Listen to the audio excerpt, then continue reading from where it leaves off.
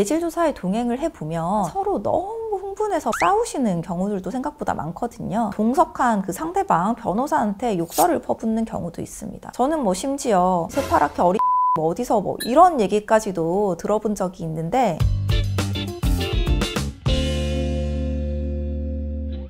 간혹 이 대질조사라는 걸 수사관 앞에서 상대방과 한판 붙는 자리, 내가 싸워서 이기는 자리, 이렇게 생각하시는 분들이 계시던데 절대 아닙니다. 일반적으로 우리 고소인들이 고소장을 접수하면 경찰은 고소인 조사를 먼저 진행을 하고요. 그 뒤에 피의자 조사가 진행이 되는데요. 예외적으로 경찰이 대질조사를 진행하겠다 하는 경우들도 간혹 있습니다. 그렇다면 이 대질조사는 왜 진행을 하는 걸까요? 바로 고소인과 피의자가 고소의 주된 내용이 되는 중요한 사실관계에 대해서 전혀 상반되는 주장을 하고 있고, 또 이 주장만으로는 대체 누구의 말이 맞는지 애매할 때 당사자들을 불러놓고 과연 누가 거짓말을 하고 있는지를 좀 최종적으로 확인하기 위해서 진행이 되는데요. 즉 이 대질신문은 수사관 앞에서 상대방과 싸워서 이기는 자리가 아니고, 엄밀히 말하면 상대방이 거짓말을 하고 있다는 것을 좀 밝힘으로써 내 말이 진짜다라는 거를 증명하기 위한 자리인 거죠. 자, 그러다 보니 내 주장이 진짜다만 증명하면 됐었던 이전의 고소인 조사 혹은 피의자 조사보다 당연히 좀 더 많은 준비가 필요하겠죠. 그래서 사실 이 대질조사야말로 가급적이면 좀 변호사랑 같이 동행을 하시는 걸 추천을 드리는데요. 가시기 전에 변호사랑 함께 상대방이 지금껏 해온 주장이 뭔지, 또 어떤 주장에서 내 주장과 좀 배치가 되는지, 이런 부분들도 좀 정리를 해보셔야 하고, 상대방의 말이 사실이 아니라는 점을 좀 입증할 증거들도 미리 정리를 하시는 게 좋습니다. 이때 또 하나 주의하실 점은, 이 상대방의 말이 사실이 아니다, 내 말이 진짜다 라는 증거는 이미 내가 수사관한테 제출한 증거인 경우도 많거든요. 그렇기 때문에 내가 언제 어떤 증거들을 좀 제출을 했는지도 꼼꼼하게 미리 체크해 보시는 게 좋습니다. 자, 그런데 이런 대질조사는 사실 수사관이 보통 불송치나 기소의견이라는 결론을 내리기 전에 최종적으로 이루어지는 경우가 많아요. 그렇기 때문에 이 대질조사에서 수사관에게 어떤 인상을 남기는지가 사실 좀 굉장히 중요한데요. 이런 중요한 대질조사에서 가장 주의하실 점은 바로 좀 감정을 컨트롤 하시는 겁니다. 제가 대질조사에 동행을 해보면 일단 서로 너무 흥분해서 막 싸우시는 경우들도 생각보다 많거든요. 심지어 동석한 그 상대방 변호사한테 욕설을 퍼붓는 경우도 있습니다. 저는 뭐 심지어 조사에 동석했다가 이 새파랗게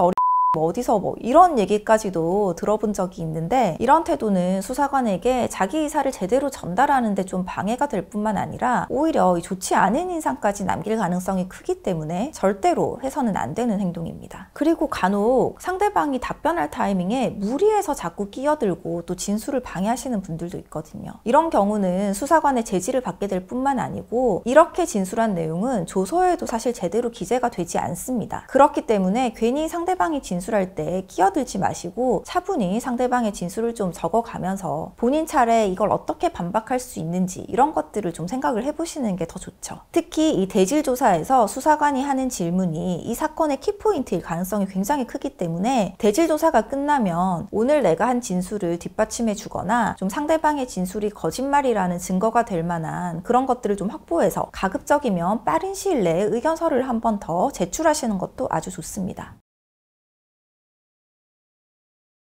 오늘은 대질조사에 대해 한번 알아봤는데요. 혹시라도 대질조사를 앞두고 어려움을 겪는 분들이 계시다면 상담 요청을 해주시기 바랍니다.